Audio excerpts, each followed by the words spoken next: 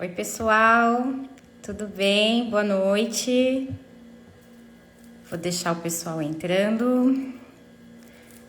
Hoje a gente vai falar um pouquinho da importância da fono, físio e odontopediatria na amamentação.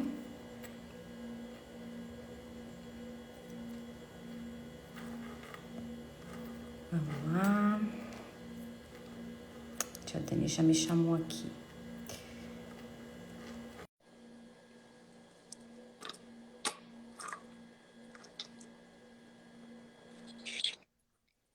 Oi, Ká! Tudo bem? Tudo bem? E você?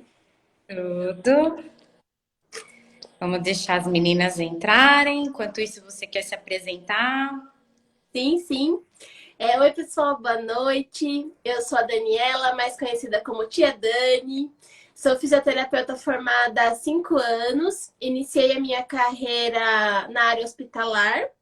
E em torno de 1 ano, mais ou menos, eu atuo em consultório, trabalhando com assimetria, torcicólise e desenvolvimento motor. É isso. Isso Essa aí. sou eu. Então, eu sou a Camila, sou fisioterapeuta, sou formada há 15 anos, vim de uma jornada do hospital, né, Dani? A gente se conhece do hospital. Sim. A E Ká foi agora, minha chefe maravilhosa no hospital, me contratou lá no comecinho. e agora a gente tá aí, juntinhas, trabalhando nessa área maravilhosa com os bebês, nessas disfunções motoras em consultório. Boa noite, Oi, Boa noite, Ká. menina. Tudo tudo bem? bem? Tudo jóia. Estávamos aqui nos apresentando, Tia Fá. Eu estava ouvindo vocês já. Você quer se apresentar pra gente? Eu sou Fabiola Fono, a Fono que fala, como o pessoal conhece. Conheci as meninas aí pelo Instagram, né, Camila e Dani. E aí fizemos uma parceria de sucesso, não só uma amizade profissional, mas uma amizade aí para a vida. Eu tô formada há 30 anos já, acho que eu sou a idosa da turma, ó. E eu sempre trabalhei com as questões de amamentação e fonoaudiologia hospitalar, que vai além da amamentação, né? Então eu gosto muito de resolver problemas. E a ideia hoje é resolver alguns problemas que podem ser solucionados, sim. Então vamos lá. Isso aí. A Micaela, não sei se a Micaela tá conseguindo acessar. Vamos colocar um convitinho aqui para ela. Ver se ela consegue entrar aqui. Ah, Opa. Oi, tudo bem? tudo Boa- bem, gente? Tudo bem. Bem, Boa noite. Boa noite. Nós já nos apresentamos. Você quer se apresentar? Qual? Bom, gente, boa noite. Sou Micaela. Eu me formei há 13 anos. Tive uma longa jornada aí também pela frente com a odontopediatria. Eu me formei, já entrei na odontopediatria. Eu fiz residência lá no Centrinho, em Bauru, que trabalha com paciente fissurado. Depois eu fiz mestrado, doutorado. Depois eu fiz especialização em amamentação e agora também com ortopedia. E sou professora de cursos de pós-graduação. Só fera aqui nessa live hoje, hein? Tamo junto. Aí. Bom, pessoal, então a gente hoje vai falar um pouquinho. Então, o intuito da nossa live hoje é dar bastante empoderamento para essas mães, passar muita informação de qualidade para os profissionais de saúde que estiverem assistindo, tá? E principalmente a gente quer que essas mães e esses profissionais, quando detectarem qualquer alteração na amamentação, buscarem ajuda e encaminharem para os profissionais que se fizerem necessários, tá bom? Então, para começar a live, eu vou convidar a Fabiola para abrir aqui. E queria que a Fabiola falasse um pouquinho pra gente da fono, né? Então, fala um pouquinho para a gente dessa atuação da fono como habilidade neurológica. O que você poderia na, falar reali- para a gente? na realidade, eu falo sempre, né, agora a gente tem trabalhado bastante com dificuldades alimentares, né? A gente vê isso nas crianças, mas sempre existiu. Então eu falo que isso surge lá na amamentação, comer é uma habilidade aprendida do ponto de vista neurológico. Quando o bebê nasce, a gente tem alguns reflexos que são instintivos para proteção da vida, né? E isso dura aproximadamente aí os 3 primeiros meses do bebê. Então, o cuidado com a amamentação, ele não é só porque a gente fala que o leite é fundamental, o leite materno, com tudo aquilo que a gente ouve falar há anos, né? E toda aquela coisa, assim, extremamente positiva. Mas ele é um aprendizado de vida também. Então, essa questão da amamentação em seio materno, ela vai favorecer várias habilidades neurológicas para o ser humano, né? No início, aquele bebê, mas ela vai promover o quê? Condições adequadas de, né, função mastigatória, respiração, fala. Então, assim, a fonoaudiologia, eu brinco que ela sempre emprestou coisas das outras ciências que já tinham estudado. Então, sistema estomatognático, né, a gente foi buscar lá na odontologia. Algumas questões da fisioterapia, algumas questões da área de saúde. Então, o que o fonoaudiólogo trabalha nessa história de sistema estomatognático? Sucção, deglutição, mastigação, respiração e fala, tá? A questão é assim, todo bebê faz isso, mas é como que ele faz isso? Como que ele está sugando? Como que ele está engolindo, né? Como é que ele está respirando? Ah, o bebê não fala ainda, fala, ele emite sons, ele chora, já é o início da linguagem, né? Depois ele vai balbuciar. Então, a função da fonoaudiologia é ver se isso está funcional. Então, a função é ver se está funcional. A amamentação, ela é muito rica em várias habilidades aprendidas. O que a gente fica triste é que, assim, às vezes a sociedade é muito julgadora. Quando eu falo sociedade, é todo mundo. Não é só o pessoal da área de saúde. Sociedade nossa, né? Como um todo, a nossa cultura, outras culturas. Então, assim, é muito julgadora. E, às vezes, delega coisas para a mãe que ela também não aprendeu junto com o bebê. Então, esse bebê que nasce, ele vai passar por um aprendizado aqui, né? Na Terra, fora de vida intrauterina. E aí a gente tem que, os profissionais da saúde têm que ter essa responsabilidade de poder auxiliar. Então o pessoal me pergunta, Fabiola, a amamentação é de quem? A amamentação, gente, é de quem sabe fazer, tá? E aí é uma questão importante, porque assim, mas quem é que sabe fazer? E ver o indivíduo como um todo, aquele bebê como um todo. Por isso que hoje a gente trabalha muito em equipe e a gente está tentando alinhar, né? A nossa equipe não no sentido de fechar, mas de divulgar conhecimento, porque eu tenho ouvido bastante, essa história de amamentação sempre existiu e sempre teve problema. Não é problema, gente. Todo aprendizado aqui na Terra é um aprendizado. E aí, como é que a gente vai fazer isso? Então, é importante, quem tem mais experiência nessa questão do aprendizado pode favorecer, né? Aí o binômio, mas não é só o binômio que a gente fala mais hoje em dia. A gente tem uma rede de apoio mais ampla, o pai participa, ele pode não produzir leite, mas ele participa sendo aleitamento materno, né? A gente não tem, às vezes, a participação tão efetiva das tias, das avós, como antigamente, porque elas trabalham fora ou elas moram longe, né? As cidades cresceram. Mas a gente tem muito acesso à internet. As pessoas criticam, às vezes falam, porque as mães leem muita coisa. Mas cabe a nós, profissionais da área de saúde, ajudar essa família a filtrar esse monte de informações, né, que acessam na internet. Então, assim, a gente tem uma missão bacana. A área de fono específica cuida dessas 5 funções, mas a gente não cuida sozinho, né? Então, a gente sempre precisa de todo mundo participando. A amamentação é de todos. É do obstetra, é do pediatra, é do técnico que está ali na sala de parto ou que está acompanhando essas famílias no hospital. O que a gente vê muito hoje, que o tempo que as famílias passam, né, o bebê e a mãe no hospital, ele é pequeno para a gente poder ver todo esse processo da amamentação. Eu não estou fazendo aqui apologia que é para ficar um mês no hospital, tá? Não entendam errado. Mas assim, ficar 1, 2 dias só, a gente não consegue acompanhar. Então, hoje nós temos as consultoras em amamentação que fazem um papel muito importante nas nossas vidas, porque a amamentação demanda tempo, dá trabalho e não é fácil. A gente tem, na realidade, em literatura, muita informação de que a maioria dos bebês não consegue mamar sozinho. E o que a gente vê, às vezes, em propaganda é que os bebês sabem mamar sozinhos. Não, eles nascem, quando eles nascem bem, Eles nascem com os reflexos para poder, né, tá se virando aí nesses primeiros meses de aprendizado. Legal. Sabe aí, né, Fabiola, que até os 3 meses o bebê é praticamente movimentação complexa, né? E aí, quando a gente tem a migração desses 3, 4 meses, é onde começam a aparecer.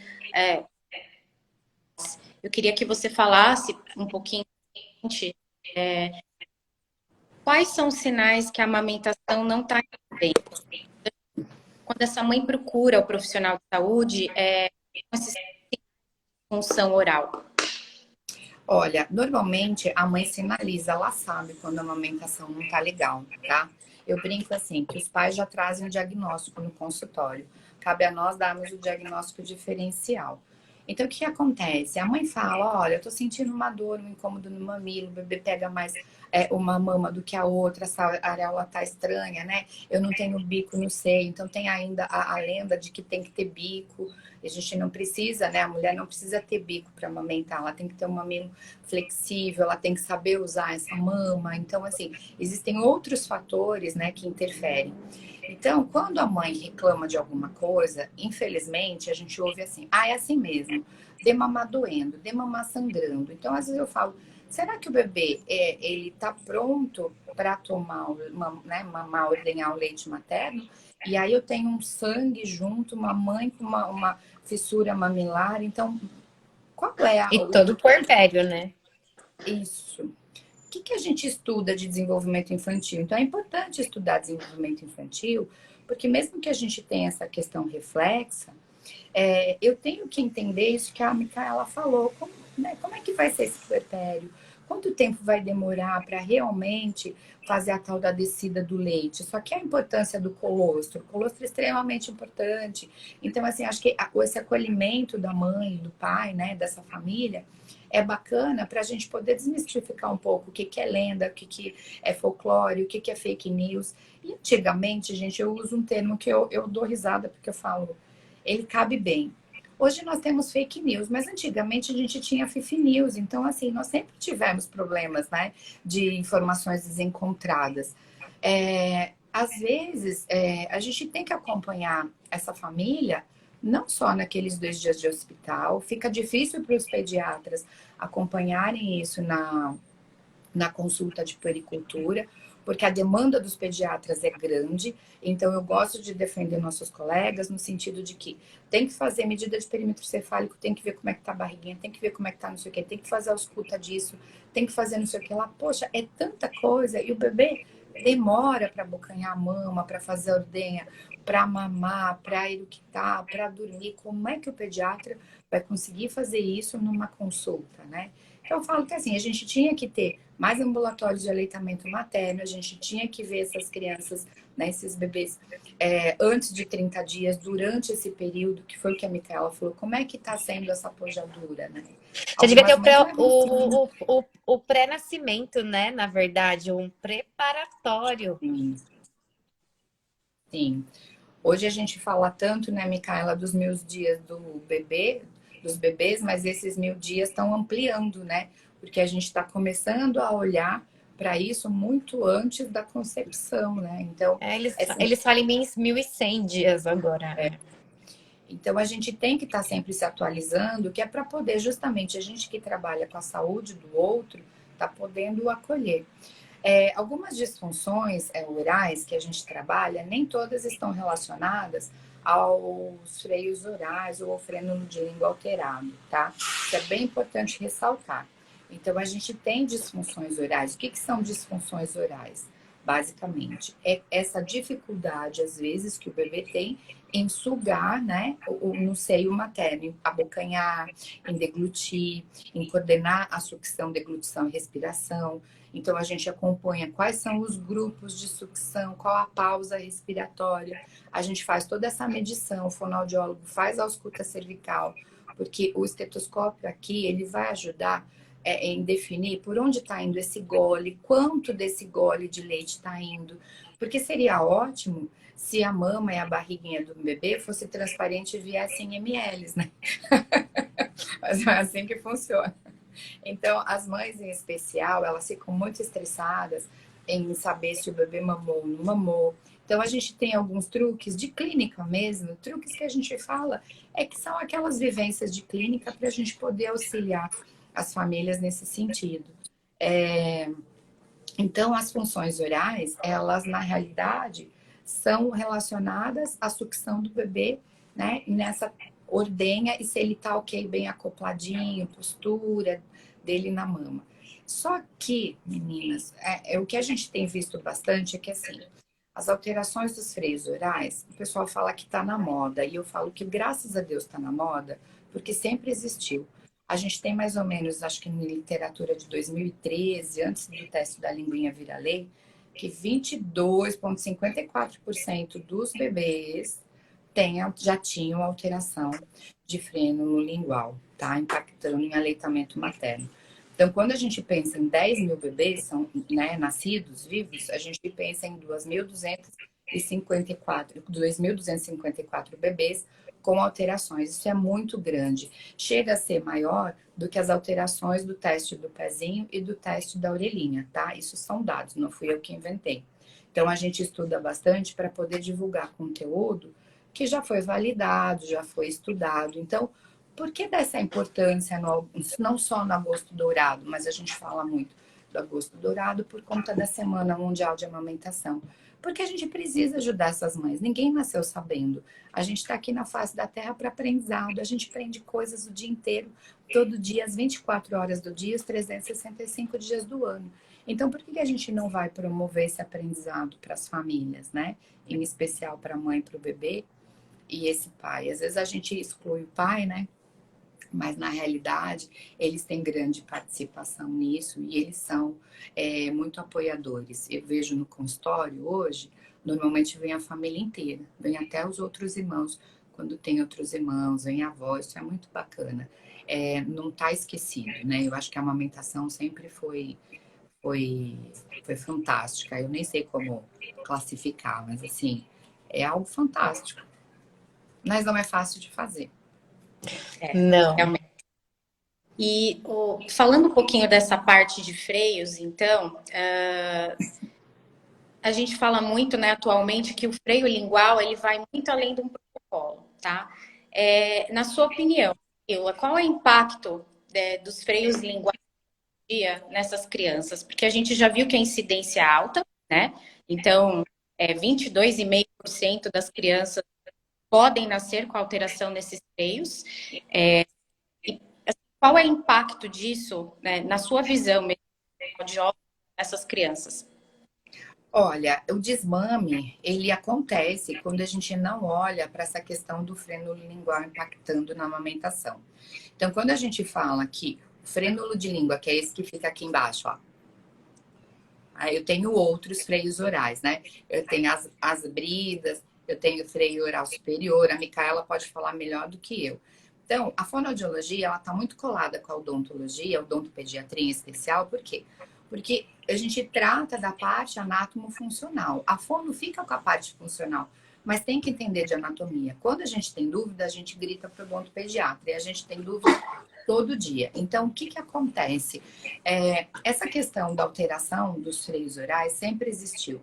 Eu vou contar rapidinho a historinha. Antigamente, se cortava o freio no lingual na unha. Tá? As parteiras faziam isso. Essa é a história que a gente aprende. Aí todo mundo fala, ai, que absurdo. Até pouco tempo atrás, cortava no hospital com a gaze também, tá? Isso eu vi até 5 anos atrás. Bastante. Não é, Micaela? Porque assim, eu trabalhei 25 anos, de 30 a 25 anos da minha vida em hospital, e isso era muito comum. Então, o que acontece? A gente sabe desse impacto, os freios orais estão na moda, mas que bom que eles estão na moda, porque eles sempre existiram. Aí eu brinco que depois veio o advento aí da ama de leite. E aí, com isso, nós descobrimos, né, as doenças por conta do aleitamento cruzado. Então, a cada evento que vem acontecendo, a gente vai tendo novas descobertas.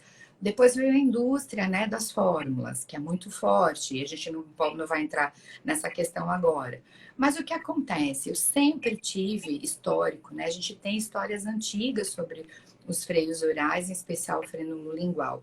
Então, isso não é uma moda atual. Que bom que está sendo verbalizado isso agora, porque o desmame, ele acontece sim.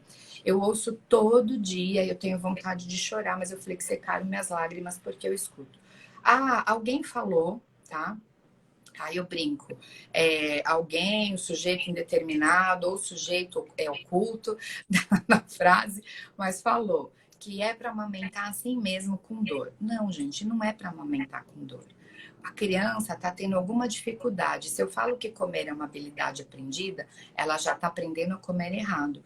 Quando ela passar do padrão reflexo para o padrão aprendido, ela está compensada como? Então, esse freno de língua impacta, sim, impacta em outras questões.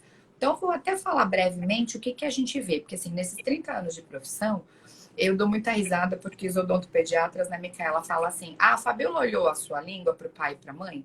Porque é dado, gente, isso geneticamente está aí. Então, sempre alguém da família tem um freno no lingual encurtado, ou o pai, ou a mãe, ou os dois, ou alguém. A gente está falando de genética. Genética é assim, é muito legal. É que a gente ainda não conhece toda a genética. Então, a gente não herda só o parzinho de olhos azuis, infelizmente.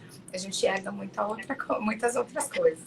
Ô, E aí a Fabi, gente... e é meio que essa genética, ela tá sendo mutada. Por exemplo, se o pai tem vou usar a palavra um pouco para as pessoas entenderem de forma mais informal.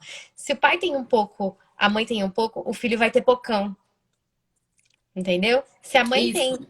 e o pai também tem, o filho vai ter o dobro dessa alteração, entendeu? É muito legal, né, Micaela, estudar essa questão. Por quê? Porque a gente sabe que não está falando besteira. Isso é estudado. E aí vem esse pocão, quer dizer, é aquilo que a gente escuta. Ah, eu tinha e me virei. Me virei, só que aí eu pergunto: você tem dor de cabeça? Tenho. Nossa, eu tenho uma cervicalgia, eu tenho uma disfunção de ATM, que é articulação temporomandibular, eu tenho uma pisada errada, eu tenho uma dor no quadril. Nossa, eu tenho isso. Aí a mãe às vezes fala assim: nossa, para beijar quando comecei a namorar, mas ele beijava com a língua com uma dificuldade. Então, o que a gente tem? Nem tudo é assim. Tem o freno encurtado, vai acontecer isso. Pode acontecer, né? Então, pode. E aí eu falo, tem muitos problemas de enxaqueca na fase adulta, mas que já vinha desde a infância e adolescência. Então, pessoas enxaquecosas que a origem é de frênulo de língua encurtado, impactando, né, em toda essa constituição do sujeito, porque a gente tem que entender que a gente vai crescer. E vai crescer o osso, vai crescer tecido, vai crescer músculo, vai crescer tudo. E podem crescer os problemas, né? Quem não Sabe cresce, aquela dor no ombro do pai? Pode ser isso. Claro que tem que pode ser. investigar, né, Fabi? A gente tem que fazer Sim, esse diagnóstico aprofundado. Nem tudo é língua, como você falou, mas grandes chances de serem daquela postura errada, porque o músculo ele começou a agir, né? Fazer sua ação de forma errada. hoje o que a gente tem de legal, que está na moda, graças a Deus, é a intervenção precoce, né? Que nem é tão precoce assim, mas é uma intervenção que deveria ser feita mesmo nos 3 primeiros meses do bebê, porque se a gente tem o protocolo, né? Se a gente tem o desenvolvimento infantil, a gente já tem esse estudo, a gente entende de neurodesenvolvimento, então a gente tem que entender que nessas etapas do desenvolvimento infantil, desenvolvimento motor, desenvolvimento neurológico, eu vou ter algumas coisas sinalizando. Então, o bebê controlou, né, a cervical com X meses. Onde isso vai impactar? Vai impactar na deglutição. O bebê tem um controle de tronco para ter prontidão para comer? Ah, não tem ainda. Então, pode impactar na função mastigatória. Por quê? Porque eu tenho uma mandíbula ali em desenvolvimento. Só que essa mandíbula já está em funcionamento em aleitamento materno. Então, eu preciso dessa língua movimentando para que essa mandíbula também faça esse movimento de ordenha, né? Então, esses problemas, que a Micaela falou, às vezes a gente vê muito, né? As meninas da físio também, os pais reclamando. E aí eles falam, nossa, eu tenho uma enxaqueca, nossa, a minha TM estala. Poxa, eu sempre pisei assim, assado. Tem a questão do engatinhar, que isso eu queria falar. Roncar, É muito sério, tanta gente. Eu coisa. escuto assim. Ai, ele não engatinhou pouco, ele já foi andar. E acha Ah, isso muito lindo, esperto. como se o É. filho fosse mais esperto que o do outro. Então, assim, o que, que eu no consultório vou ter, e com o pessoal também de psicopedagogia, de escola, a gente vai ter problemas sérios de grafomotricidade lá na frente, então de problema de letra. Nossa, Fabiola, mas você começou a falar de aleitamento materno, você só está trazendo problema. Não, gente, a gente estuda desenvolvimento infantil para a gente poder ter um desenvolvimento na adolescência, adulto e envelhecimento saudável. Não à toa que a gente está mais, né? A nossa espécie está mais longeva. Então, isso faz tudo, né? E é importante lembrar que para ocorrer esse desenvolvimento motor, ocorrer esse crescimento ósseo do crânio, ocorrer esse desenvolvimento, principalmente da face, né, dessa estrutura craniana, eu dependo de uma boa amamentação. Eu dependo desse vínculo, porque o bebê que mama no peito, ele é um bebê mais tranquilo, é que ele tem as suas necessidades acolhidas a todo momento. Ele é um bebê que, muitas vezes, a irritabilidade, ela vai cessar quando ele tem esse crescimento mandibular, vai ser trabalhada na amamentação, essa musculatura vai ser usada durante a amamentação. Então, claro, quando a gente fala de amamentação, a gente está falando do início das aquisições motoras. Então, por isso que a gente acaba entrando e vai longe na conversa, porque tudo inicia numa boa amamentação. Então, a gente está falando aqui em prol, né? O que a gente pode fazer para que essa amamentação seja bem sucedida, para que esse bebê se desenvolva da melhor maneira.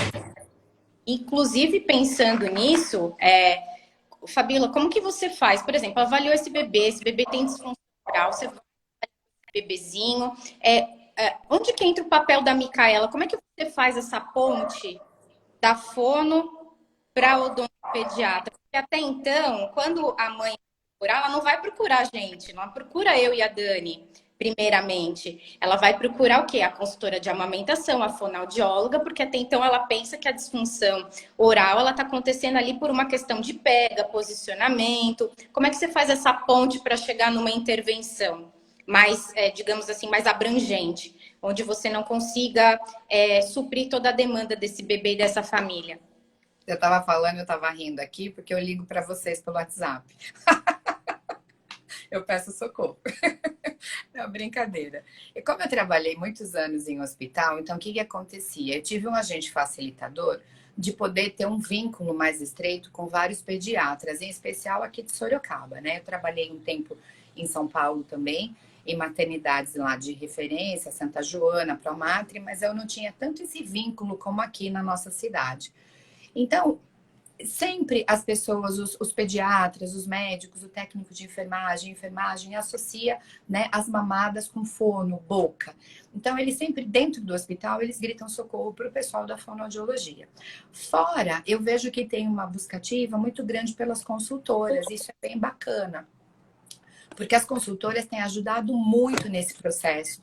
Elas são, inclusive, capazes hoje, elas bem atualizadas, informadas, de ver, de observar, né? E questões de desenvolvimento motor, de desenvolvimento craniofacial, de assimetria de face.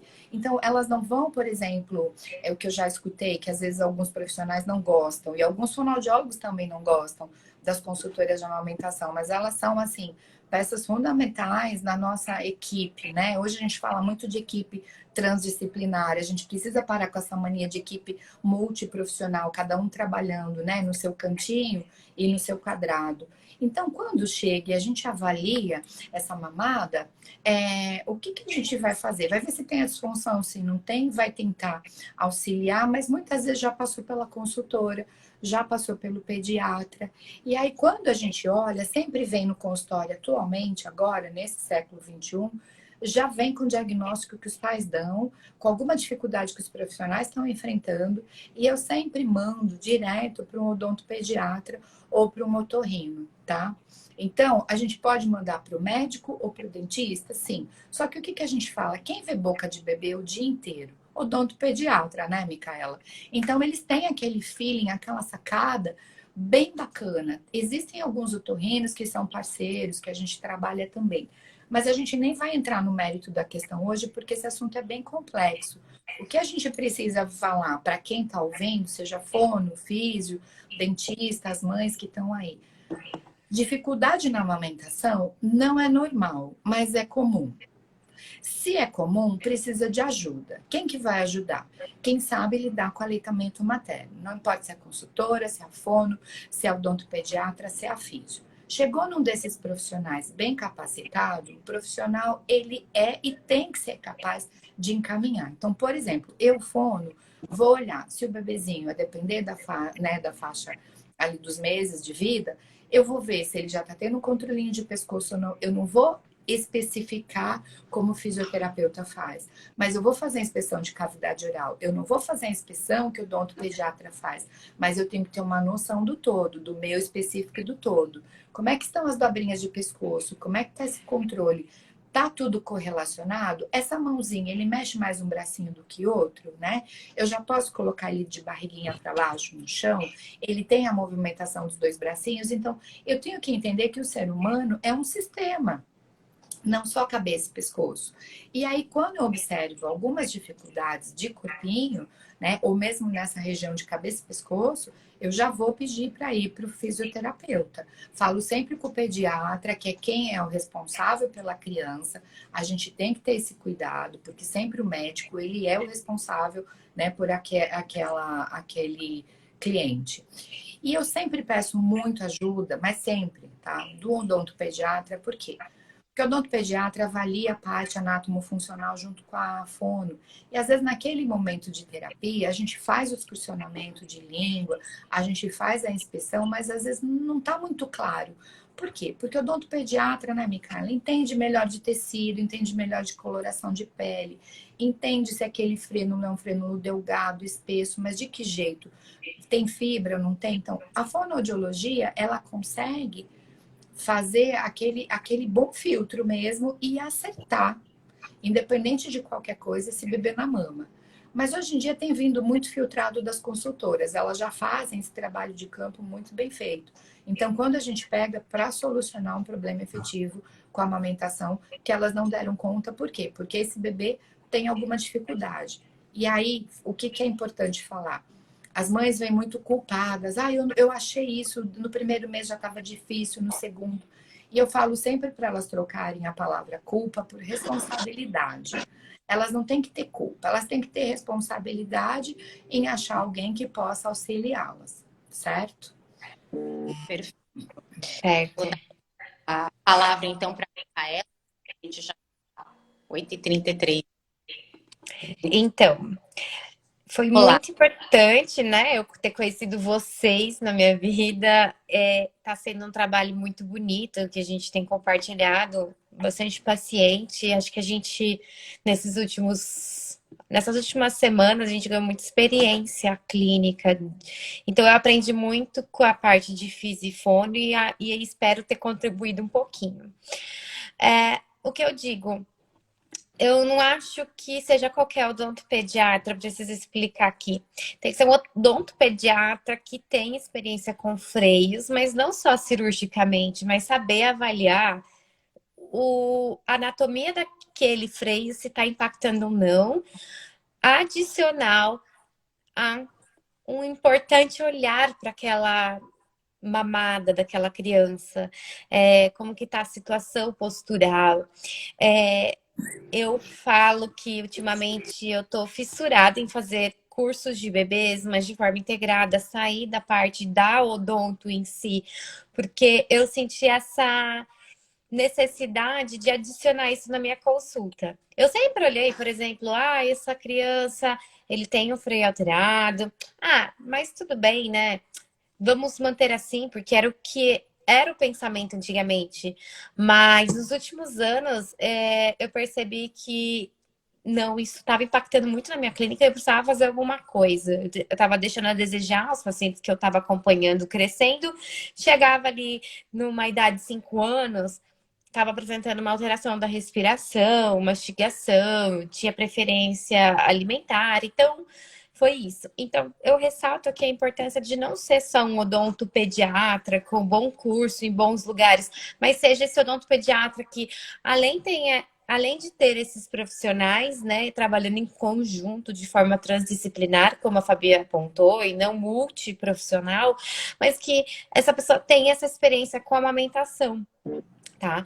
Então, além da gente aqui, eu também ressalto a importância dessa junção com a consultora de amamentação, porque acho que a consultora vai ser a primeira antes da gente de ver, porque a Fabi não trabalha mais em hospital, mas a consultora que vai ver se ela vai ter alguma dificuldade naquele manejo clínico, se aquela postura vai estar incorreta, se aquela criança ela chora demais, ela tem que perceber que algo está errado.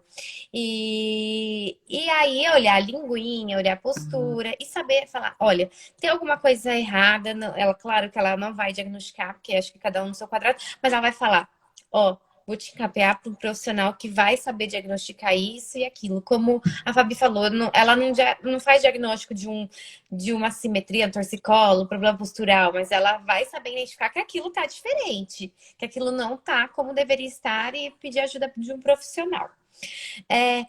Como eu trabalho muito com bebês, e até sou professora de odontologia para bebês específico nessa área, então eu tenho esse acesso. As mães vão direto para mim, às vezes com 10 dias, 15 dias, então eu tenho um acesso bastante pelo trabalho com amamentação. Não sou consultora, eu fiz uma especialização só de amamentação, mas eu não fiz curso de consultoria.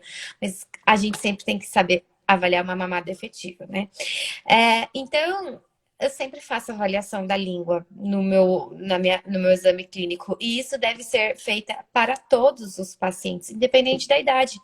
Isso tá lá nos livros de odontopediatria, quando você faz o exame clínico, desde da parte extraoral como intraoral. Então, a simetria facial você já devia identificar, porque isso faz parte da nossa anamnese. Mas os profissionais eles vão cansando cada vez mais querendo simplificar na correria da vida ou direcionando mais os atendimentos para adultos ou enfim, acaba esquecendo de algumas coisas importantes que a gente devia resgatar desde o início. Avaliar a língua é um ponto. Então, eu avalio a língua, eu diagnostico, eu mando foto para as consultoras, eu encaminho o paciente, porque eu acho que essa decisão cirúrgica, ela é transdisciplinar.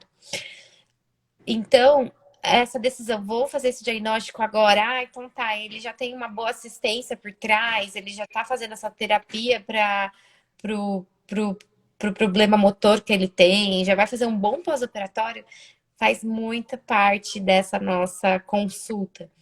Então, essas cirurgias, antes da gente partir para o operatório, quando já não vem indicado, já olha, a Fabi fala, Micaela, essa língua já está impactando, o que você acha? Já na consulta, se a Fabi falou, eu também acho, a gente já faz, de repente, para a gente poder já diminuir o tempo que essa mãe tá ali, que aquela criança tá ali sofrendo, né?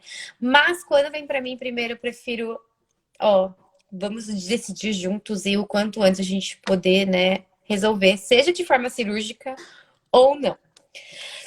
A cirurgia, né, falando um pouco, porque acho que tem bastante gente que tem curiosidade na cirurgia, claro que no hospital tem ótimos profissionais, a gente não pode deixar isso, né, a desejar, mas o que tem que ser feito muito é o pique. O bebê nasce, o pediatra ou outro médico que vai lá diagnostica, passa um anestésico tópico e faz um pique. Porque às vezes vem aquela necessidade, ou dependendo da situação em que a família se encontra, a gente não sabe em que tipo de hospital tá, que tipo de assistência vai ter, né? Mas eu não sou muito a favor do pique, porque você só remove aquela parte anterior. E geralmente quem indica o pique é quem diagnostica o freio anterior, mas o freio é muito mais do que isso. O freio está além dos nossos olhos. A gente precisa de uma manobra, né? E não relativizando, mas eu recebo muito paciente que nasceu O profissional da fono que fez o teste da linguinha não fez nem a manobra de elevação, só abaixou a boquinha para ver. E isso não dá para você avaliar se a língua está presa. Na verdade, eu vou usar o termo anquiloglossia, tá?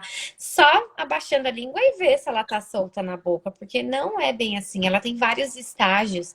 Ela tem desde a porção mais anterior, que é o que todo mundo vê, desde a parte posterior da língua. Então, tem várias classificações. Antes eu era muito presa a protocolo. Claro que a minha decisão cirúrgica era clínica, tá? Hoje em dia eu deixei de fazer esses protocolos, porque eu vi que eles têm um pouco de viés, eles deixam a desejar, mas eu também vejo a importância desse protocolo para poder divulgar a importância de se olhar para a língua e não apenas um protocolo de você ficar maçante naquilo. Ah, tá inserido aqui, então, esse teste deu, por exemplo, 5, não é cirúrgico, é duvidoso, eu vou me prender aquilo. Não, na verdade o protocolo é só para você se nortear. Tá? Eu aplico os 2 protocolos no meu consultório, mas mais por registro, mas a minha decisão cirúrgica, ela é clínica, junto com a fono e com o físio. Eu recebo bastante, né, diagnóstico também de anquiloglossia de físio, porque a gente vê aquelas restrições motoras que não conseguem ser tratadas com terapia manual. A gente vê que tem... a físio organiza aquele bebê, no dia seguinte desorganiza. Nossa, mas o que está acontecendo que não está evoluindo? E a gente tem que lembrar que a língua, ela tá ligada, né, desde na ponta dela até o dedão do pé. Então, se você pegar a anatomia da língua, ela tá ligada a toda essa parte, essa metade do nosso corpo, né? Ela é o órgão que está bem no meio. Nem o coração está no meio, mas a língua é o órgão que está naquela divisão. E ela pode causar muitos impactos, não só na amamentação, mas eu ressalto muito a respiração e aí as consequências da respiração. Então, no sistema estomatognático. Esses dias eu conversei com a Fabi, com a Dani, e falei, mas o pai tem anquiloglossia. Mas fazer ou não a cirurgia? E as meninas falaram, é claro! A gente sempre tem que corrigir o problema já instalado e nunca é tarde para corrigir, né, Dani? Falei, então, será que faz a cirurgia de adulto? E acho que isso é uma questão muito de dúvida dos pais, que as mães que assistem, que vê. Meu filho tem anquiloglossia, eu também tenho. Se meu filho vai fazer essa correção, será que eu tenho que fazer? Sim, a gente precisa identificar o impacto daquilo na sua vida para poder corrigir, né? Então, é isso. E aí, partindo para a cirurgia, o bom para todos não existe. A gente tenta fazer de forma melhor possível. Cada caso é um caso, cada freio tem um tipo de anatomia, um tipo de inserção. Tem uns que a gente precisa ir mais fundo. Eu já aviso os pais que ele é mais espesso, que ele é bem posterior. Tem uns que são bem delgados, né? Delgados, eles são fininhos, fáceis de manipular. Na hora que você remove aquela fibra, o freio já se abre, você já consegue liberar todas as tensões sublinguais. Então, o para todos não existe, mas cada caso que vai apresentar devido àquele problema, eu explico para os pais que não é um procedimento simples, é um procedimento cirúrgico e requer cuidados, tá? Eu utilizo anestesia local de acordo com o peso da criança e eu faço o corte tanto na tesoura, como bisturi, como no laser. E tem casos que a gente tem que misturar as técnicas, né? Não, nem tudo funciona com uma coisa só. Tem coisas que você, de repente, você corta com laser, você precisa ir com a tesoura. Tem coisas que você começa com a tesoura, termina no laser. Tem freios que na tesoura a gente consegue um ótimo resultado. A vantagem do laser é que ao mesmo tempo que ele corta, ele já cauteriza. Então, eu não tenho... o sangramento é mínimo esperado. Eu não posso falar para o pai, para a mãe, que não vai ter sangramento. Porque pode ocorrer. A gente está manipulando tecido que tem uma vascularização. Mas na tesoura sangra mais. Isso assusta um pouco os pais na hora de ver. Mas isso não significa que seja ruim. Entendeu? Porque eu já fiz muita cirurgia de freio na tesoura, eu dou muita aula. Eu não tenho laser em todos os lugares. O que é importante é a gente saber onde vai cortar, o que vai cortar e até o que ponto vai. O instrumento é muito pessoal, tá? É claro que com laser... Micaela, eu queria até aproveitar essa sua fala, daí vocês me corrijam de algumas coisas. O que eu tenho ouvido muito no consultório, quando chega, que nem a Camila falou, chega para você que é fono, Fá, e aí, para quem que você encaminha? Eles já perguntam, antes de encaminhar para o médico ou dentista, eles falam, mas como é que vai ser? Vai ser dolorido? Então, assim, eu tento passar rapidamente pelas técnicas, que foi o que você falou, e eles acabam voltando, o que a gente explica, que acho que é importante, aqui tem bastante profissional de saúde nos assistindo, é assim, por que a gente tem que se especializar? Não é só para acolher os pais, mas para a gente poder entender como é que é o processo de cicatrização. Quando eu, como fono, vou poder entrar com esse dedo dentro da cavidade oral da criança, eu posso mexer na cicatriz, na lateral, então eu tenho que entender um pouco de tecido, né? Quando a gente fala assim, é da fono, é do dentista, é do pediatra ou é da físio, eu acho que é de todo mundo, porque a gente precisa, assim, entender essas técnicas, né? Se eu faço no bisturi elétrico, não importa a razão, eu já sei que eu vou ter uma cicatrização diferente da do laser, e aí a minha atuação vai ser diferente como fono. Tô certa, Micaela? Então, Sim, tá certo. tem dor, uns procedimentos deixam um pouquinho mais dolorosos do que outros. A depender de quanto a gente fala que vai cavar ou entrar, pode ficar só como uma aparência de uma afta ou pode ficar mais grandão. Essa língua ainda tem o padrão antigo de compensação. A gente vai ter que mexer. A gente fala muito, a gente ouve muitos pais, mas não vai colar, não vai fibrosar. Esse colar depende muito para que lado que a criança tá, né? Aí o pessoal de físio nos ajuda muito. Então, assim, claro que se eu fico assim, gente, minha cicatrização vai colar para esse lado, né? Porque eu tô assim o tempo inteiro. Então, é uma equipe transdisciplinar mesmo avaliando esse funcionamento desse corpinho. Então, como a Micaela falou, nem em todo lugar, esses dias eu perguntei para ela, quanto custa um laser? E aí ela falou, em torno de um absurdo de caro. Para justificar um pouco por que a gente às vezes não tem esse procedimento em outros locais. Mas independente da técnica, a gente tem como socorrer. O melhor ou pior vai depender de quanto a gente entende disso, né? De amamentação, de técnica. E aí, Micaela falou um negócio importante, Micaela, que eu acho que tem que valer a pena falar isso aqui. O Brasil é o primeiro país que teve o teste da linguinha aprovado como lei em 2014. A gente devia se orgulhar disso e os profissionais da saúde deveriam aprender a fazer inspeção de cavidade oral. Não é só olhar o frênulo, vai ter que enluvar a mão. Isso está na cartilha do Ministério da Saúde, então tem que aprender a ler a cartilha. Se tem dúvida, vai lá e lê de novo. Pontuou ou não pontuou, por isso que a Camila perguntou, o que é muito além do protocolo? Porque às vezes a criança pontua, mas eu tenho 3 etapas de avaliação: anamnésico, histórico, avaliação anátomo-funcional, etc. e tal. Uma pontua em tanto, outra. Às vezes a gente precisa sair um pouco disso, é o que eu falo sempre com as 3 aqui. A clínica é soberana. A clínica é soberana não só na medicina, a clínica é soberana quando a gente fala de saúde, esse olhar clínico, né? Então a gente aprende isso e vira um jargão. Mas tem que saber excursionar. Vai em fono, que abre aqui. Então, assim, excursionar, enluvar o dedo, sentir. Tá mais tensa essa língua para um lado do que para o outro, não é só o frênulo. Tem que entender, tem que ver o bebê chorando, como é que tá o movimento da língua durante o choro do bebê, né? Então, acho legal porque dormindo, né? O nenê tá com a pontinha da língua onde. Então, não é só a questão da amamentação. Quando a gente fala de disfunções orais, a gente fala de outros aspectos, que daí Micaela falou. Não é qualquer odontopediatra, não é qualquer fisioterapeuta, né, meninas? Não é qualquer fonoaudiólogo. Por quê? Porque se a gente lê lá na cartilha, o que está na cartilha, o pessoal não está fazendo nem o que está na cartilha. E está fazendo muito menos do além do protocolo. Então, a gente está deixando de praticar a clínica, sim. Que essa live seja aí de dar esse alerta.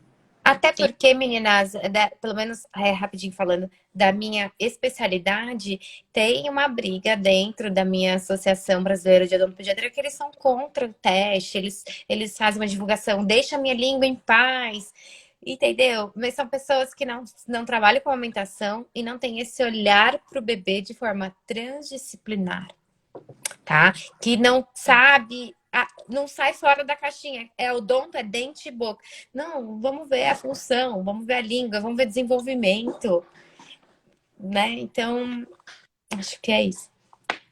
Exatamente. Então, eu queria convidar a Dani aí para falar um pouquinho da nossa parte, porque a Fono trabalhou, a odontopediatra fez o procedimento cirúrgico, e aí como fica esse bebê?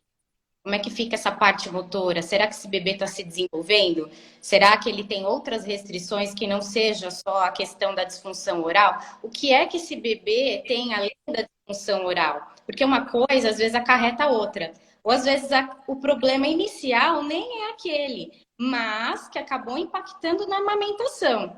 Então, por isso que a gente resolveu chamar os profissionais para a gente ter esse insight com todo mundo, né? Dani, você quer falar um pouquinho a respeito de quando as mamães chegam lá para nós desesperadas? Fala. Medo Então, a gente trabalha muito nessa parte e é bem interessante que quando vem da Micaela eu fico muito feliz porque já vem com 50% do problema resolvido, né? E infelizmente é um pequeno número, né, que já vem com essa parte pronta pra gente. Mas como que acontece? Nós somos especialistas em torcicolo e assimetria craniana, então o bebê chega pra gente por conta de um torcicolo, né? Então nós fazemos uma ficha, a mãe relata tudo, como foi o parto, como que tá sendo, como que não foi, como que é a amamentação, ela relata tudo pra nós. E daí chega lá, a mãe fala assim, olha, meu bebê mama só numa mama. Ele não quer saber da outra. Tá tudo machucado meu seio. É normal? Não, não é normal. Então vamos lá. Vamos entender o que esse torcicolo, o que essa assimetria pode impactar na amamentação dessa mãe. Primeiro, vamos entender o que é o torcicolo. Torcicolo é quando tem uma tensão muscular na região do pescoço e essa cabeça pode estar inclinada e rodada. Ponto. Pode estar e pode não estar. Se ela tiver com essa inclinação, vai ser muito mais fácil para o bebê ficar nesse lado do que do outro, porque ele não consegue fazer isso. O torcicolo, ele acaba disfuncionando os dois lados. Então, assim, ele vai estar aqui, ele vai querer mamar aqui, ele vai bem. E quando ele tiver que mamar do outro lado, que a cabeça não vira? Então, por isso a preferência. E aí fica... Preferência lateral já é considerado um torcicolo. É preferência lateral para se desenvolver, é preferência lateral para mamar, é preferência lateral para se movimentar, para ficar, para dormir, para tudo. Preferência lateral é torcicolo grau 1. Tá lá no guideline de 2018. Ponto. Tá machucando. Vai machucar mesmo. Aí entra a língua presa junto. Porque ela não tem o escrochonamento correto do pescoço para poder fazer a posição para amamentar. E daí junta essa língua presa e daí que ela não vai conseguir mesmo. Então, assim, o que a gente faz? Que é muito legal, eu trabalho muito com a Fabiola, é muito gostoso, porque ela fala assim, Dani, o lado esquerdo dessa criança não tá dando certo. Aí eu vou lá e libero toda a parte esquerda daquele bebê. Fá, ó, essa criança aqui... Ficou bem, mas agora parece que não tá melhorando, mas dá uma olhadinha pra mim. Dani, tem língua presa. Aí vamos lá com a Micaela. Aí a Micaela vai, faz a cirurgia, aí ela me manda mensagem. Dani, como que tá essa língua aí? Ó, Mi, tá ok. Parece que tá grudando, vou falar com a Fá. Olha, ficou bem, fez, a criança melhorou, deu um boom no desenvolvimento. Não, não deu. Então essas discussões é extremamente importante e tem ajudado muito na nossa clínica. Então, o torcicolo impacta na amamentação? Sim. O bebê não vai conseguir amamentar por conta de toda essa restrição muscular. Como que isso se dá? Então, vamos lá. A gente tem o ocioide, que fica bem aqui embaixo. Todo mundo apalpando. Todo mundo sentindo o ocioide aí. Ele não é preso no corpo por nenhuma estrutura, é só por músculos. Então, ele é extremamente importante. Primeiro, porque ele é a base da língua. A língua está apoiada nele. Ponto. Eles têm os músculos supraioides e os infraioides. Os supraioides vai auxiliar na mastigação, no movimento de mandíbula e até na deglutição. E os infra vão fazer com que o ioide fique para baixo, para ele se manter estável aqui no meio. Vamos lá. Minha criança tem uma tensão muscular na cervical. ela vai tracionar, ela vai tensionar toda a região adjacente que está ali. Vai atrapalhar a amamentação para deglutir e a criança pode engasgar? Pode. Então, assim, uma musculatura puxa a outra, que puxa a outra, ele vai compensar essa mamada para ele conseguir mamar. E daí ele compensa a musculatura lá, daí a língua presa puxando para cima, é a musculatura infrioide puxando para baixo, é o torcicolo puxando para o lado. Vocês já pensaram o cabo de guerra que tá essa criança e a dificuldade que ela tá tendo para isso? Ela vai ser uma criança irritada? Vai, né? Muito. Ela vai chorar muito. Muito. Vai ser uma criança que não vai dormir? Muito. Então, assim, essa relação, ela é tão simples de ser feita porque é o básico, é anatomia e fisiologia. E tem muito impacto, muito impacto. Então, às vezes, a criança vem com torcicolo, eu solto o torcicolo, ela vai mamar, não vai precisar da Fabíola e nem da Micaela. É o que acontece? Geralmente não. Geralmente tem muito mais coisas associadas e nós precisamos desse trabalho. Essa musculatura, esse oicioide, tudo isso disfuncionado vai gerar um monte de questões que vai chegar até lá no símbolo escapular, no ombro, no tórax, em tudo. Então, ela vai ser um bebê que não vai se desenvolver. Por quê? Tá tudo travado, tá tudo bloqueado, tá um puxando o outro, um brigando com o outro. Não vai dar certo. Então, assim, ela vai conseguir fazer esfinge, que é um marco extremamente importante para o bebê? Não vai conseguir. Ela não consegue levantar a escápula, tá grudada, ela não consegue fazer esse movimento para ela poder fazer esfinge. O pescoço tá travado, ela não vira de um lado para o outro. O ióide tá puxando lá para cima, quando ela quer puxar para baixo, para ela poder fazer o movimento, para ela poder levantar. Então, vai ser extremo. Pode falar. Né, Dani? A gente vê aqui que elas relatam, meu bebê fica de bruços. A língua está apoiada no ióide. Quando o bebê fica de bruços, o que que a gente faz? Extensão da cabeça. Quem que a gente mexe? O ocioide. Exatamente. Então, são pequenas coisas que fazem toda a diferença para nós. O detalhe, para a nossa clínica, ele é extremamente importante, porque nós atuamos no detalhe. Porque no todo mundo atua. E nós atuamos no detalhe, porque nos pequenos detalhes é onde a gente vai chegar no diagnóstico, vai encaminhar esse bebê e vai salvar a mamãe dessa mãe. Exato. E fazer com que o bebê se desenvolva. Exato, exato. Essa parte do desenvolvimento é bem importante porque é um impacto gigante, né, gente? Que tem o torcicolo e a assimetria. E falando em assimetria, que eu até nem comentei Eu ia falar muito, isso, a gente nem chegou ainda na simetria, a gente já tá falando do torcicolo. Então, assim, o torcicolo pode causar assimetria craniana, assimetria de face. Então, o meu bebê pode ter um desvio de mandíbula. Como que ele vai fazer essa pega com esse desvio de mandíbula? E essa língua presa, daí a mandíbula para um lado e a língua presa puxando para cima, o torcicolo puxando para baixo. Gente, é muito difícil para o bebê. E esse desenvolvimento vai ser totalmente impactado. Meu bebê é preguiçoso? Não. Meu bebê tem algum problema? Tem, ele tem um torcicolo. E é justificável o atraso motor dele por conta desse torcicolo. Enquanto a gente não tratar esse torcicolo, esse atraso pode ocorrer. E tá tudo bem, porque ele não consegue, ele tá travado. O bebê livre, ele se desenvolve adequadamente. Ele fica livre, simplesmente livre. Ele só se desenvolve. Se ele tá travado por um torcicolo, por uma língua presa, por uma escápula aderida, por um tórax duro, ele não vai se desenvolver. Então a gente tem que trabalhar no todo. E não adianta eu pegar o meu bebê que tá travado e colocar ele para fazer esfinge e forçar ele a fazer esfinge. Eu preciso liberar essa musculatura primeiro. Adianta a Fabiola falar assim pra mim, Dani, fez a língua, mas a língua não tá subindo. Você pode olhar pra minha cervical, por favor? Eu vou lá, vejo a cervical toda dura, a escápula toda dura, o tórax todo duro. Soltei, Fá, melhorou? Não melhorou? Adianta eu treinar ele fazer a esfinge, se ele tá todo travado, ele já tá tipo, atrapalhando em tudo de novo? Essa língua já vai ficar muito de novo presa? Ela não tá presa, mas ela continua presa. Vocês conseguem entender isso? Ela continua presa pela musculatura que tá tensa. Então, assim, Dani, é importante. Oi.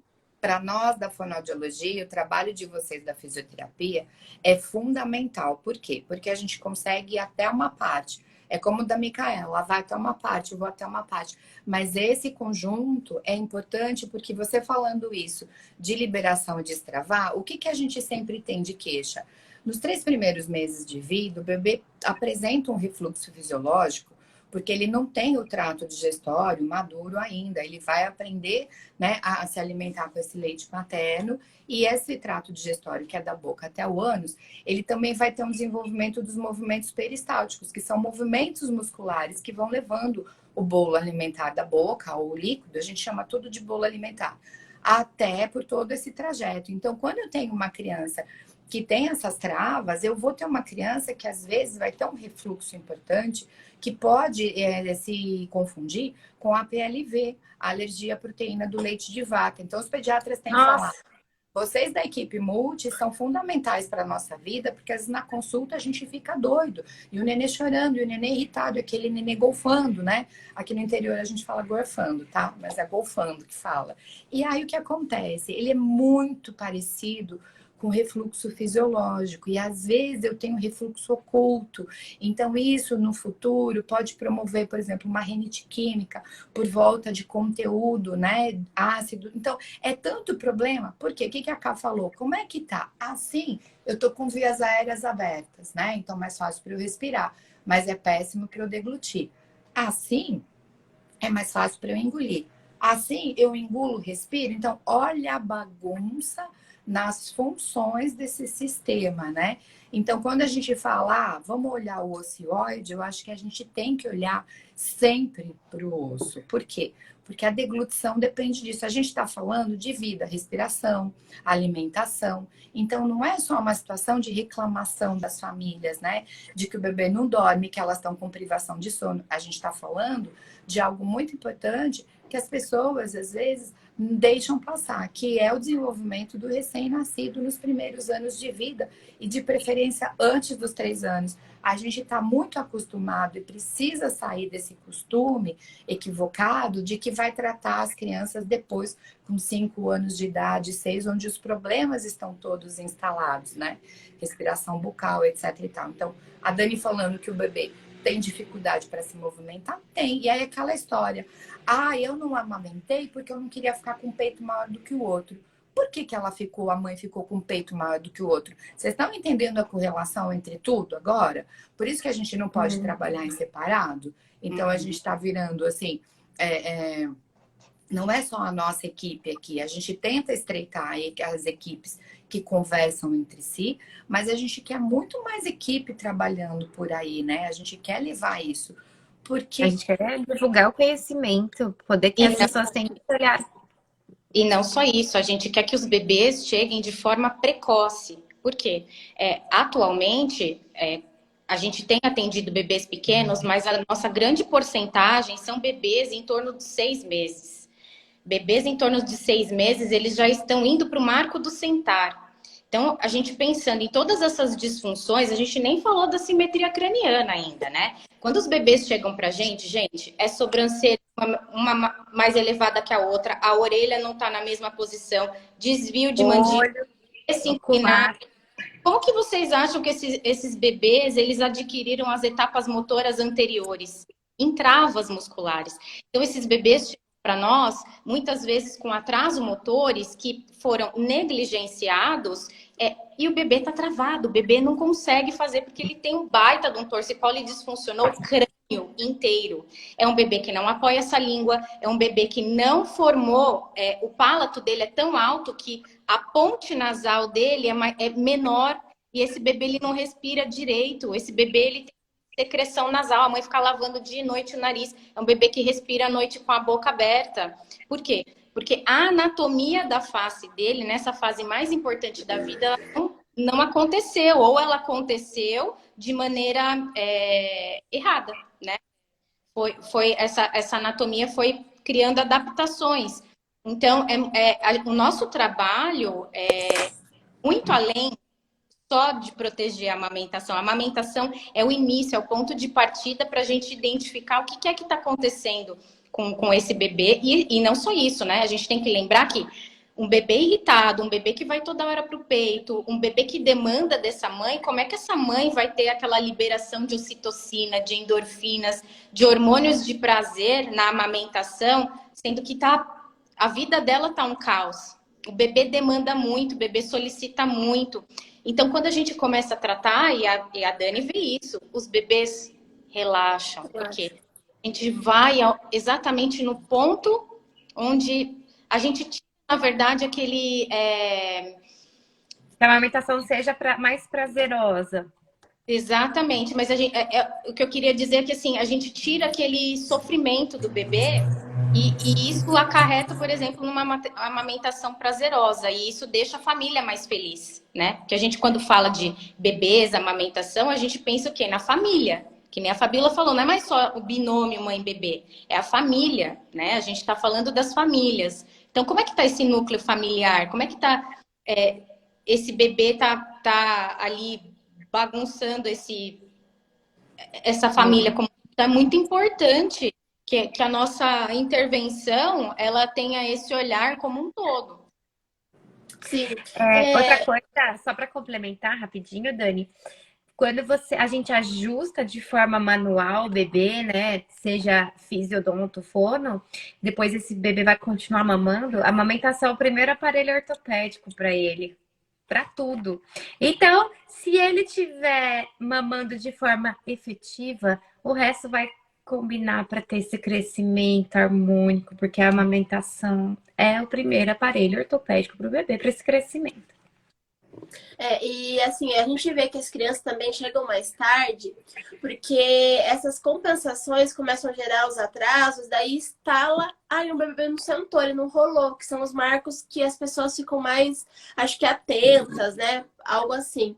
E daí pra gente já se torna mais difícil, porque o bebê já tá mais compensado, ele já se desenvolveu mais, ele já não fica mais quietinho pra gente tratar. Acaba ficando um pouquinho mais difícil. E aí essa mãe já perdeu a amamentação e ela quer iniciar a introdução alimentar. Só que vamos ver como que seu bebê tá? Se ele tiver com torcicolo, você vai dar comida para ele vai engasgar? Não vai ser legal? Ele não vai ter uma experiência boa com essa introdução alimentar. Então, assim, já perdeu a amamentação. O bebê que não amamentou, provavelmente, se ele não for tratado, ele não vai ter uma introdução alimentar adequada. Não vai ser prazerosa para ele. Porque se ele não amamentou é porque tem alguma coisa, tem algum problema. Né? E o fato de criança engasgar, essa dificuldade de deglutição, da própria mastigação, tá tudo relacionado aqui, gente. É ocioide, é cervical, tá tudo aqui. Então, assim, quanto antes a gente tratar esse bebê, menos tempo de tratamento e maior chance dele ter uma vida muito mais leve, muito antes e com menos travas, né? Então, assim, a gente precisa ficar muito atento em relação a isso. A questão do desenvolvimento. Às vezes, a gente olhar para o desenvolvimento, a gente salva uma amamentação. De tanto que eles estão ligados, sabe? De tanto que... Então, tem muita informação na rede hoje em dia em relação a isso, de marco do desenvolvimento e tal. E isso é bom, isso é ruim. É bom porque traz muita informação e é ruim porque gera um peso para as mães em relação a isso, né? Então, assim, precisa de profissionais qualificados para que esse peso saia das mães. Ela já não está conseguindo amamentar, já está difícil para ela. E ela tem que se preocupar porque o bebê dela está atrasado. Né? É culpa de quem?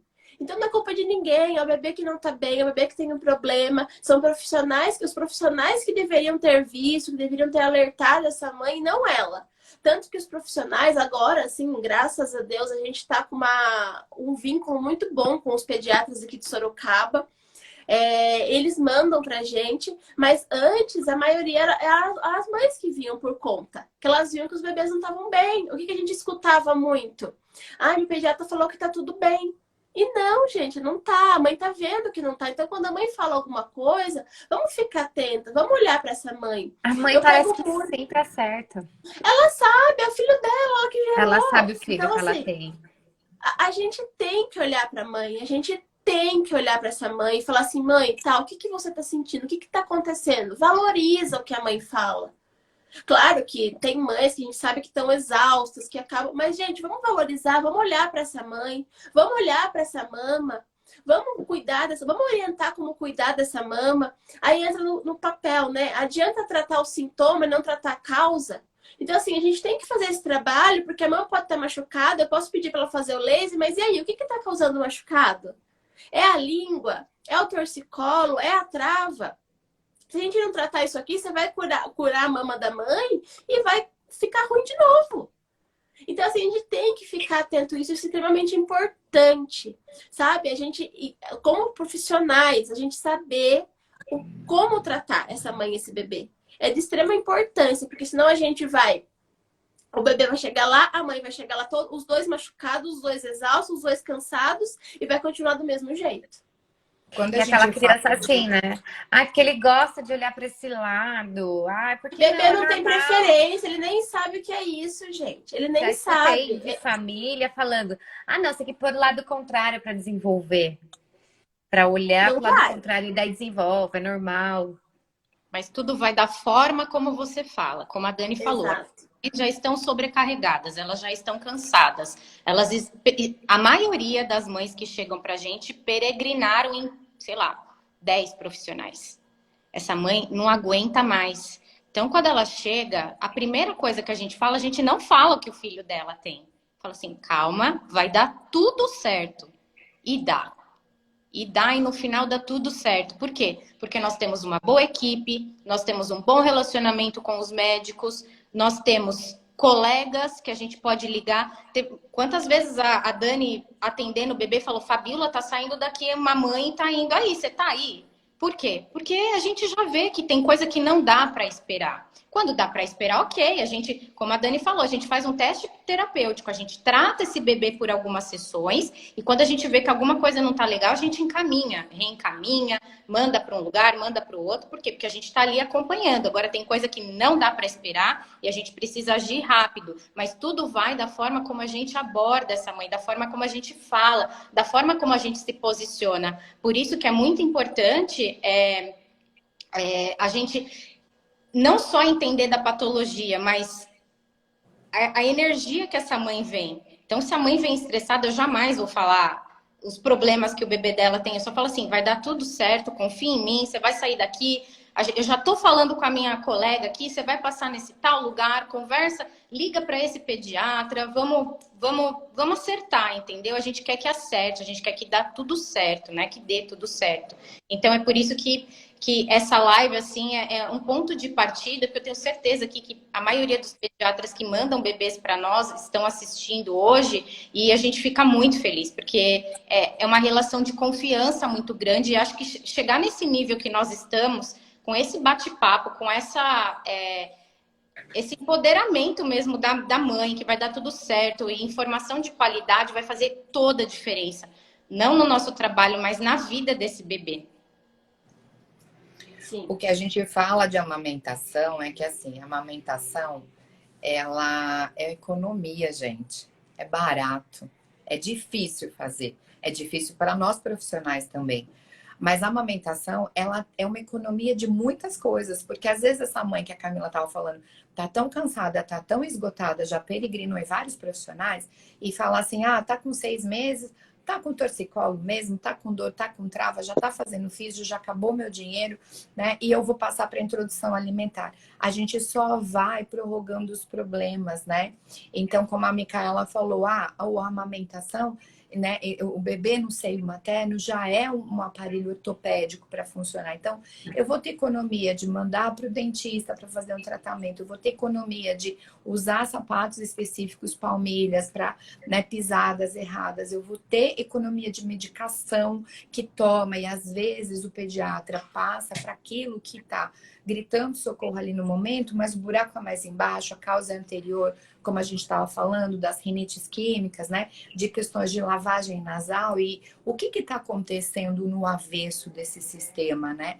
A questão é, por que o nenê tem preferência de mama? Então, vamos mudar também os nossos questionamentos e começar a falar por quê? Por que o nenê tá chorando tanto? O que ele tá querendo me falar através do choro que tá difícil de traduzir, né? Por que ele fica só para esse lado, né? Por que ele gosta mais? Ah, é porque esse lado tem espelho. Então, vira ele de lado. Será que ele vai ficar olhando para o espelho? Ou ele vai virar para o outro lado que não tem espelho? Então, é começar a observar mais os bebês, de uma forma mais leve, mais solta, mais tranquila. A gente se apavora muito com as coisas, querendo achar rótulos, né? E patologizar todo mundo e falar, não, meu filho tem isso. E naquela ânsia de procurar alguma solução, a gente acaba deixando de olhar o que está simples ali. Então, é muito complicado esse assunto. Esse assunto é para muitos meses, não só para uma live. Mas eu acho que, assim, ficou bem legal essa nossa conversa mesmo. Porque a gente conversa muito todo dia pelo WhatsApp, né? Eu brinco que os maridos das meninas me perdoem, mas eu casei com elas, eles que não morram de ciúmes. E assim, a gente queria divulgar um pouco do que a gente fala tanto no WhatsApp o dia inteiro, né, meninas? Para que a população pudesse tomar conhecimento que a amamentação é legal, é barato, custa menos, mas não é fácil de fazer. Nunca foi fácil. Então, os verdadeiros estudos, né, e as pesquisas dizem que poucas crianças conseguem mamar sem dificuldade, né? Então, a ideia do agosto dourado é assim, quem é aquele bebê que está na propaganda? É o bebê que já passou dos 3 meses, né? Ele aprendeu, tá bonito. E antes? Cadê o bebê, né? Na propaganda de amamentação, que tem o torcicolo, né? Cadê o bebê que tem dificuldade? Cadê aquela mama fissurada? Então, acho bacana a gente poder divulgar assim, esse assunto, mostrando o outro lado. E uma coisa muito importante, porque nós trabalhamos sempre com pessoas, nós nos conhecemos por trabalharmos com pacientes com paralisia cerebral, com síndrome de Down, outras síndromes, e assim, muitas vezes fica, mas é porque tem paralisia cerebral mesmo. E aí, as meninas da Físio, a Micaela da Odonto vão falar, será que não tem disfunções orais típicas de uma pessoa comum? Associadas a essas síndromes. Então, assim, a gente tem tanto assunto para falar, mas tanto assunto, e a gente não consegue nem resolver o básico, que é a amamentação. Então, se a gente conseguir resolver o básico, que é difícil, eu acho que a gente vai conseguir resolver daqui a um tempo os avançados. Sim, e eu acho... Uma pergunta aqui para Fabiola. Um bebê começando o tratamento de torcicolo e freio lingual aos 3 meses terá uma introdução alimentar de qualidade? Patrícia, um beijo. A Dani pode e a Camila falar junto comigo. Tem sim, porque normalmente a introdução alimentar é feita pelo pediatra, provavelmente por volta do 6º mês. Por quê? No 6º mês de vida, o bebê passa a ter um padrão respiratório como o nosso, comum. Antes ele tem um padrão respiratório mais comprido, com mais fôlego, para poder dar conta desse aleitamento materno, né? Eu tenho alguns sinais de prontidão que as meninas de físio falam. O bebê já está sentando para poder ter esse controle mandibular, né? A função mastigatória dele, de movimentos de rotação, vai começar lá pelo 8º mês. Então, eu tenho que ver, começando aos 3 meses, é bem tranquilo. A tendência é eu ter uma introdução alimentar mais segura. Porque hoje eu estava falando com a Micaela, né? Micaela no telefone. Eu mandei um paciente para ela mais velho e ela falou, poxa, Fabiola, respirador bucal. Então, por que é difícil comer comidas mais crocantes, mais secas, às vezes? Porque eu não tenho ponto de mastigatório, eu não tenho uma produção de saliva adequada para poder ensalivar esse alimento, que é onde começa o processo de digestão. Ó, se a gente for nisso, nós vamos começar outra live. Mas eu acho bacana... A gente vai falar outro assunto, porque ela me mandou para eu ver um freio e eu falei assim, eu não faria esse freio. Eu melhoraria espaço para essa língua se movimentar na boca, porque tá toda apertada e a criança tá apertada. Então, também tem isso. Se tem solução para 4 anos, 3 anos, 2 anos, com certeza tem para 3 meses. O que a gente, às vezes, fica com dificuldade na nossa clínica, nós 4 aqui, é quando o bebê chega com 7, 8 meses. Mas a gente arruma também, né, meninas? É que daí foi o que a Dani falou. Já tá tão impactado e tão adaptado, e esse bebê tão irritado, que assim, o que ele aprendeu, né? A partir ali do terceiro, o que ele tem de aprendizado? Que chegar no seio é ruim, não por causa do seio da mãe, mas olha o que a gente poda a criança, de sentir aquele toque de pele, né? De sentir o batimento cardíaco da mãe. Então, o que está sendo ensinado para ele, né? A gente vai bagunçando a amamentação e a gente bagunça todo o resto. Eu acho importante complementar a fala da Fá, que assim, eu acredito que sim, mas depende muito da gravidade que esse bebê chegou com 3 meses pra gente. né? O tratamento de torcicolo, assimetria e desenvolvimento, às vezes demora um pouco. Então, assim, tudo bem se atrasar um pouquinho a introdução alimentar, sabe? Eu acho que a gente tem que tirar um pouco desse peso, dessa regra. 6 meses tem que comer. Tá, pô, ele já tá, o estômago dele, o corpinho, ele já está pronto para receber outro alimento. Mas aí, ele senta, ele tem controle cervical, a língua dele balança de um lado para o outro, mexe na boca. Como ele vai fazer com esse bolo alimentar? O sentar com 6 meses, sentar com apoio. Mas se ele não rolou, se ele não fez exercício, se ele não pegou o pé na boca, ele não vai sentar, né? Então, assim, a gente tem que tirar um pouco desse peso e tá tudo bem atrasar um pouco, sabe? O bebê que tem dificuldade de amamentação, que tem dificuldade, que tem o torcicolo, que tem assimetria, é justificável e tá tudo bem, vai dar certo. Sempre dá, porque o bebê não tem nada, ele só tem um torcicolo, a gente vai resolver. Né? Eu acho que tirar esse peso e esse negócio do vamos começar, eu acho que é extremamente importante. Para tirar um pouco esse desespero. As mães ficam super ansiosas. Então, é um outro problema que a gente tem que lidar. Com a ansiedade das mães para o desenvolvimento, para querer fazer as coisas e tudo mais. Mas elas entendem. Depois, no final, elas acabam entendendo porque elas confiam na gente e falam, não, tá tudo bem. Tá, joia. Dani, para complementar a Dani, sabe o que é legal disso que ela falou? Que vai demorar um pouquinho e pode demorar um pouquinho e tá tudo bem. Só que aí vou linkar com uma coisa. As mães perguntam, mas aí não vai começar a introdução alimentar? Eu preciso voltar a trabalhar. O que os pediatras falam? Gente, a criança pode viver de leite até um certo tempo, tá? Que não seja o leite materno. Mas a mãe precisa voltar a trabalhar, ela vai levar o seio materno embora. Aí é o pulo do gato. A criança que não tá com as funções orais legais no seio materno, não necessariamente ela vai estar nos utensílios também. Então, a questão é, perdeu a amamentação, mas não ficou legal na mamadeira, não ficou legal na colher dosadora, não ficou legal no copinho, não ficou legal em nenhum lugar. Então, às vezes eu brinco no consultório, gente, tudo bem, vai tomar leite no pinico? Não é o indicado, tá? Mas tem que tomar legal. Como é que está tomando esse leite? Está tomando no balde?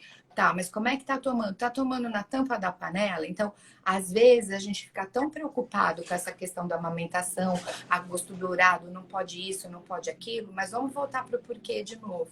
Então, tá tudo bem atrasar, né, Dani, Camila, Micaela aqui para ajudar, mas assim, vai estar competente em outras situações? Não também. Então, por isso que é importante socorrer antes. Ó o precoce de novo, ó o preventivo de novo.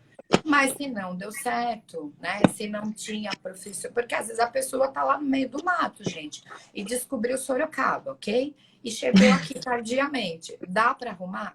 Dá também. A gente só não arruma quando a gente muda de plano terrestre. Aí a gente está falando de outra esfera, né? A gente sai da Terra e vai para o plano espiritual. Fora isso, a gente arruma todo mundo. Ô, Fabi, só linkando, eu falo muito de introdução alimentar no consultório para se atentar a todos esses sinais de prontidão. E não iniciar antes do tempo com aquele negócio suquinho, frutinha, unhas da vida, né? Até porque eu foco muito na mastigação. A mastigação é o segundo aparelho ortopédico. Se ela não estiver mastigando bem, ela não vai aceitar os alimentos em si.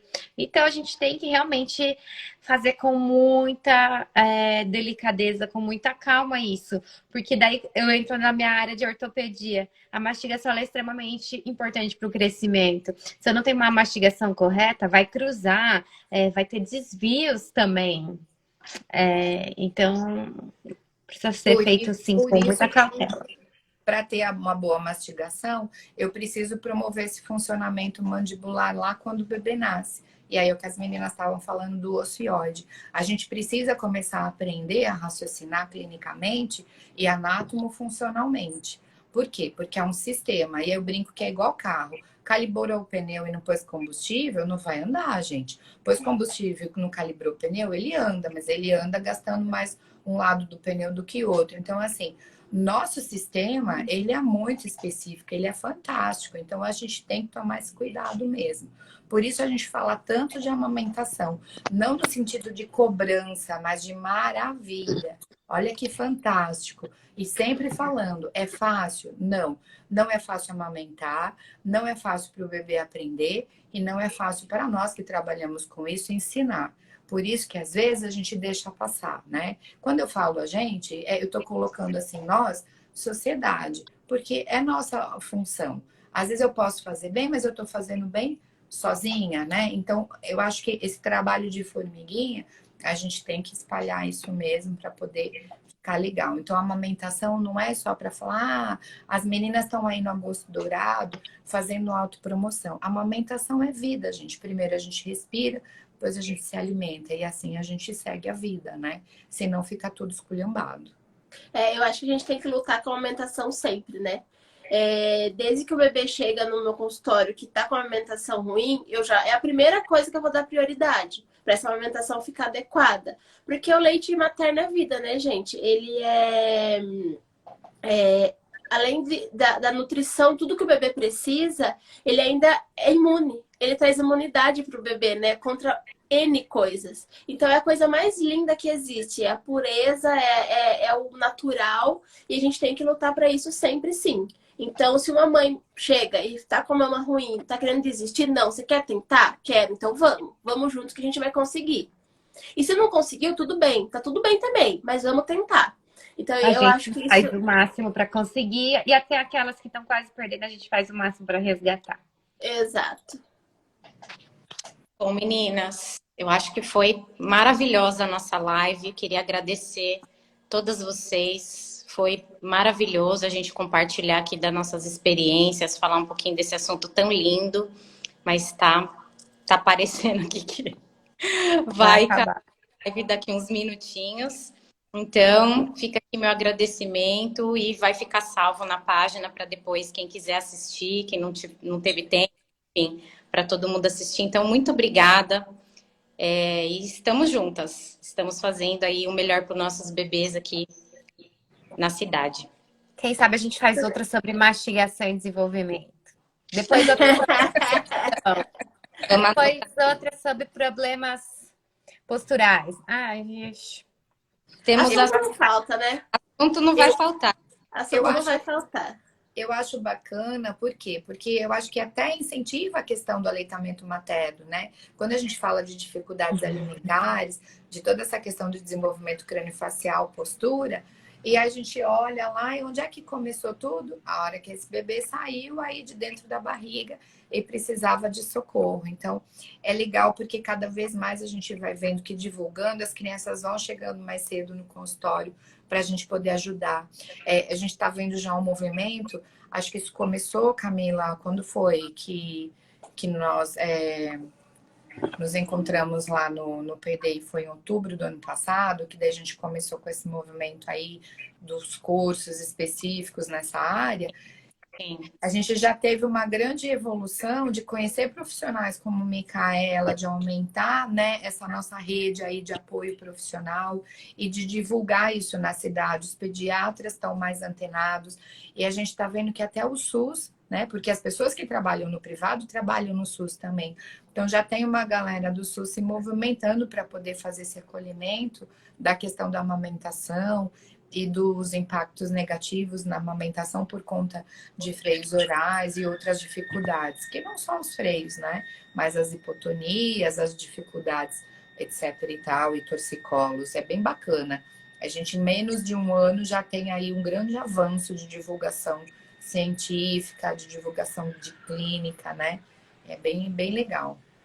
E vamos ter cada vez mais, porque graças a Deus a gente tem aí parceiros que confiam no trabalho e a gente entrega resultado. Essas mães confiam na gente, elas sabem que esses bebês melhoram e graças a Deus a gente tem assim um resultado fantástico com as nossas crianças e estamos fazendo aí o nosso melhor, né? A gente se propõe a estudar e atender e fazer o nosso melhor. Menina, muito obrigada por todos que participaram. Eu vou deixar salvo lá na página, tá bom? Um beijo. Beijo, Boa noite. gente. Foi um Boa prazer. noite. Tchau. Tchau, tchau. Tchau, meninas. Tchau, pessoal. Tchau.